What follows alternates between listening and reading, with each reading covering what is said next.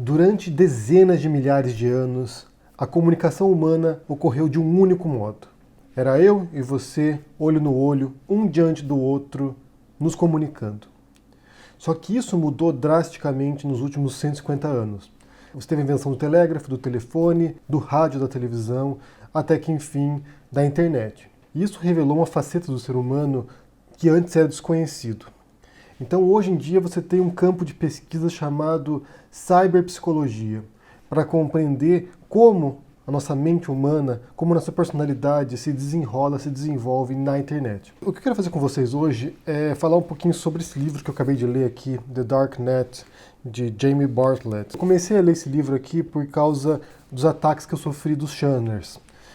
Se vocês sabem, se vocês se lembram, algumas semanas atrás, grupos na Deep Web começaram a me atacar, começaram a me ameaçar. Isso foi um caso de polícia, né? A gente foi para a delegacia, fez uma denúncia, está sendo investigado. E eu descobri esse livro. Eu descobri esse livro aqui, na verdade eu tinha lido um outro livro desse autor antes, que é sobre a relação entre tecnologia e política, e eu vi que ele tinha esse livro aqui explicando a subcultura da internet, o que ocorre nas profundezas da internet, naquilo que se chama de Darknet, né? Que é um campo obscuro, sombrio, no interior da Deep Web, que seria a internet profunda. Porque, na verdade, aquilo que a gente vê na internet, né, as redes sociais, YouTube, Facebook, é um pequeno percentual do que realmente existe na internet como um todo. Então a gente vê aquilo que está na superfície. Porque abaixo da superfície há todo um universo de coisas inacreditáveis e algumas bastante sombrias, bastante medonhas. E é isso que ele fala nesse livro. Ele explica a subcultura dos Shanners, ele explica os grupos de pedofilia, de pornografia, então ele fala de vários aspectos aqui que existem na Deep Web, na Darknet em particular, e tem uma série também de televisão com esse mesmo nome e que também trabalha com essas questões da internet sombria, dessa internet medonha que tem coisas horrorosas. E foi logo no primeiro capítulo no qual o Bartlett apresenta a subcultura dos Shanners e também dos trolls da internet, que eu conheci o trabalho de John Solar, que é um PhD em psicologia clínica e que trabalha com essa questão da cyberpsicologia. Tem um artigo dele de 2004 chamado The Online Disinhibition Effect, que seria em português o efeito da desinibição online, e ele trabalha com alguns conceitos interessantes aqui para a gente entender essa mudança que ocorre na personalidade das pessoas quando elas entram na internet, quando elas vão para a rede e se tornam às vezes monstros, né? Que é o que ele fala nesse capítulo sobre os trolls e sobre os Shanners. Pessoas que entram em grupos, em fóruns na internet e se tornam algo totalmente diferente, opostas do que elas são na vida real. E ele se encontrou pessoalmente com alguns desses Shanners, com algumas dessas pessoas. Ele vê pessoas totalmente normais na vida real, pessoas que se comportam normalmente e quando entram na internet se tornam monstros, insultando os outros, atacando os outros, perseguindo os outros online. Tem uma série de conceitos aqui, tem uma série de características que ele identificou. Tem alguns nomes difíceis aqui, mas eu vou explicar um por um, né? Então são 6 processos que ele identificou. O primeiro deles é anonimato dissociativo, o segundo deles é invisibilidade, o terceiro, assincronicidade, o quarto, introjeção solipsista, o quinto, imaginação dissociativa e o sexto, minimização de autoridade. Eu quero passar por cada um desses itens aqui para a gente entender como as pessoas se transformam na internet e se tornam uma coisa muito diferente. Então o primeiro item é o anonimato dissociativo. A pessoa está na internet, está com o nickname dela lá, um apelido, um nome fantasioso que ela inventou. E esse anonimato dela na internet, né, em fóruns da internet, como nos chans, como nos grupos da Deep Web, ou mesmo em salas de bate-papo, como havia anteriormente, ou no Twitter, ou no Facebook, ela usa o anonimato para se tornar outra pessoa, para se comportar de outro modo. Então, assim, ninguém me conhece, então desse modo eu posso agir de um modo que seria socialmente repreensível fora da internet, mas aqui dentro eu posso fazer porque ninguém sabe quem eu sou. Ninguém pode me condenar pelos meus atos. Então esse é o primeiro item. O segundo item tem a ver com a invisibilidade. Isso tem muito a ver também com os grupos de pornografia infantil, por exemplo. Pessoas que jamais frequentariam esse tipo de conteúdo fora da internet, no mundo real. E eu vi um episódio do Darknet que fala sobre isso, né, de alguém que nunca teve interesse por crianças. E o fato de estar invisível na internet, de poder frequentar sites na Deep Web sem saber quem é essa pessoa, sem poder rastreá-la, permite que ela faça comportamentos que ela não faria normalmente.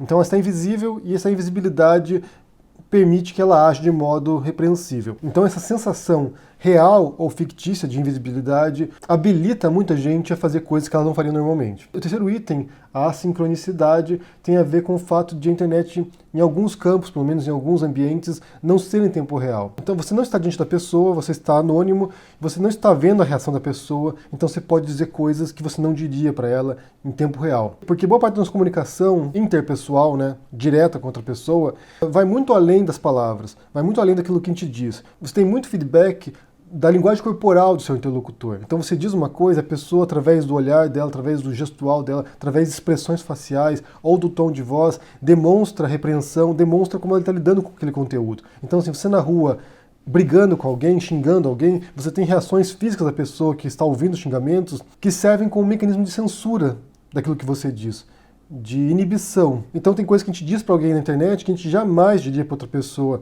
pessoalmente. Porque o próprio fato de ser em tempo real a comunicação já nos inibe uma série de comportamentos. O quarto item é a introjeção solipsista. Isso é um pouco difícil de explicar porque é um pouquinho complicado, mas o que o Soller explica é que quando você está se comunicando com alguém na internet, por texto principalmente, quando você recebe uma mensagem de alguém, a tendência é que você leia aquela mensagem não como se estivesse vindo de alguém, porque você não pode ver essa pessoa, mas como se fosse na sua própria mente, como se fosse um diálogo interno em sua mente. Então você está dialogando consigo próprio, nesse afastamento que a internet permite. É como quando você divaga, né? Você tem uma conversa mental, ou você simula uma situação e você fica dialogando consigo próprio, né?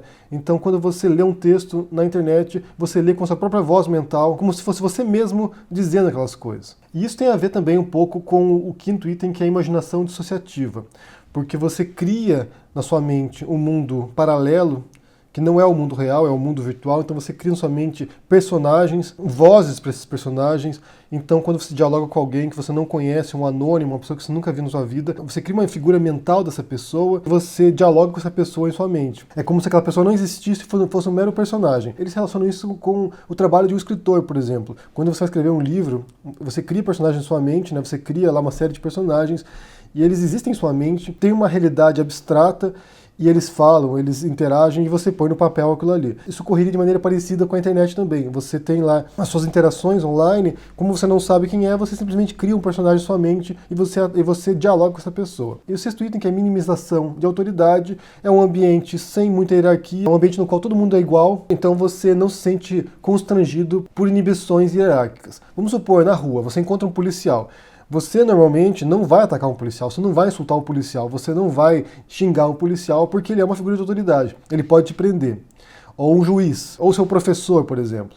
Mas, na internet, essa hierarquia, né, esse status hierárquico de ter alguém que é superior a demais em termos de poder, por exemplo, é nivelado. Então você pode atacar um juiz na internet de modo que você jamais atacaria ele na vida real, pessoalmente. O que o Soller diz é que esses efeitos aqui de desinibição online, eles podem ser benignos. Eles podem ajudar as pessoas a superarem dificuldades, você pode ser mais caridoso com a pessoa online, você pode ser mais solidário, você pode se expressar de maneira mais aberta muitas vezes, expressando medos, preocupações, a sua depressão. Então assim, você pode usar a internet de um modo positivo para superar problemas, mas o que a gente vê geralmente, né, na maior parte do tempo, é uma desinibição tóxica. É de você usar essa desinibição que ocorre na internet para atacar outras pessoas, para insultar outras pessoas, para perseguir outras pessoas. E a gente fala aqui muitas vezes de como tentar sanear o debate na internet, de como tentar despoluir o debate na internet. E isso me parece mais complicado agora, percebendo que é um processo mental nosso. Nós, seres humanos, não estamos preparados para lidar com essa dissociação que há entre o mundo real e o mundo virtual. Uma coisa curiosa também é que nesse livro aqui, Darknet, o Bartlett parece otimista com relação à internet. Esse livro aqui é de 2014, e no final ele me parece otimista, ele parece que a gente pode superar certas diferenças, certos conflitos que surgem na internet, que isso pode levar a algum tipo de resultado positivo. Porém, nesse outro livro aqui, que é The People vs. Tech, que é o mesmo autor, Jamie Bartlett, que ele trabalha com a questão da tecnologia e a política, ele não parece tão otimista mais não, ele parece mais pessimista. Tanto que o subtítulo do livro se chama Como a Internet está matando a democracia e como podemos salvá-la. Porque esse efeito de desinibição online contamina também muito o debate político. Então a pessoa passa por todos esses processos aqui de não enxergar o outro como uma pessoa, mas como uma imagem apenas, como um personagem, como uma voz na cabeça dela. E isso intoxicou completamente o debate político. Basicamente, a impressão que eu tenho é que a gente não está preparado para esse ambiente duplo. E uma coisa que o Soller fala também que é interessante, ele menciona assim que muita gente pensa que essa desinibição online, quando a pessoa fica agressiva, atacando os outros, insultando os outros na internet, seria uma revelação do seu verdadeiro eu. Então a pessoa no mundo real, ela é reprimida, ela suprime seus sentimentos, suas emoções, mas na internet ela solta os cachorros e ela vira um monstro. Então esse monstro seria o verdadeiro eu dessas pessoas. E o Sandler diz, não é bem assim não. Na verdade, são facetas do nosso eu. A gente tem facetas no mundo real, no mundo físico, no mundo tridimensional, como diria o PC Siqueira. Então nós somos uma faceta nesse mundo, com nossas inibições, com nossos limites, com aquilo que nos constrange. E na internet é uma outra faceta do nosso eu.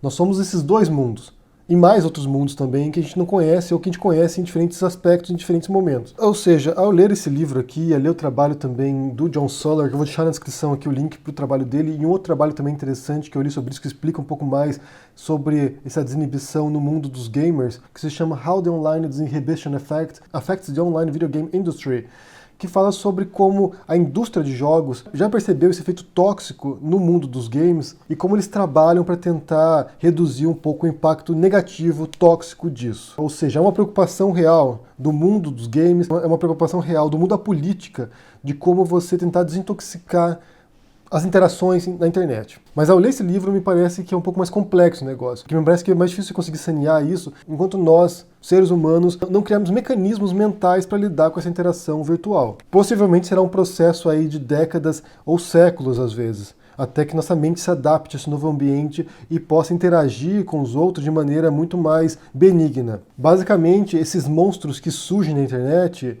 são facetas do eu dos seres humanos. Não quer dizer que as pessoas sejam ruins na vida real, mas na internet elas passam por esses processos que soltam uma série de restrições sociais, mentais nossas, psíquicas nossas, que a gente tem no nosso dia a dia. E quanto cada vez mais nossas interações passam do mundo real para o mundo virtual, e isso é uma tendência que parece ser imparável, você está na mesa de jantar com seus amigos e as pessoas estão no celular conversando com outras pessoas, a minha preocupação e o meu medo é que essas interações tóxicas passem a deixar de ser uma subcultura da internet, passem a ser um comportamento meramente virtual e também se projetem gradualmente para a vida real.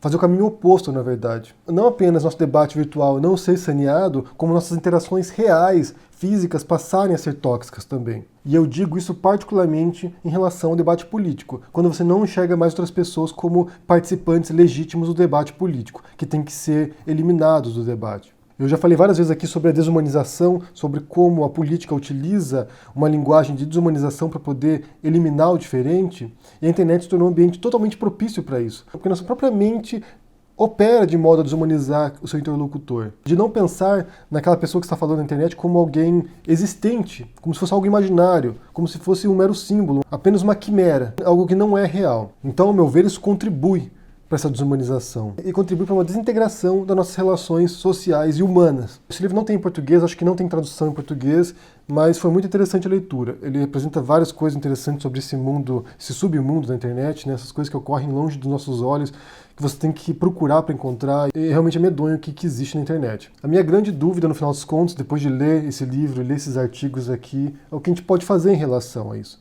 Como fazer para desintoxicar o debate na internet, sendo que, no fundo, é um mero processo mental que parece ser quase automático. Ao entrar na internet, a gente se libera dos nossos mecanismos de inibição e passa a ser uma coisa bastante diferente do que a gente é na vida real. Eu quero saber o que vocês pensam sobre essa questão aí de comportamentos diferentes que as pessoas têm na internet e muito tóxicos. Como controlar isso? Como tentar suprimir esse comportamento? Se é que é possível? O que você acha sobre isso? Deixa aqui embaixo no comentário, deixa o joinha, assina o canal, ajuda no apoio e a gente se vê por aí. Abraço e até mais.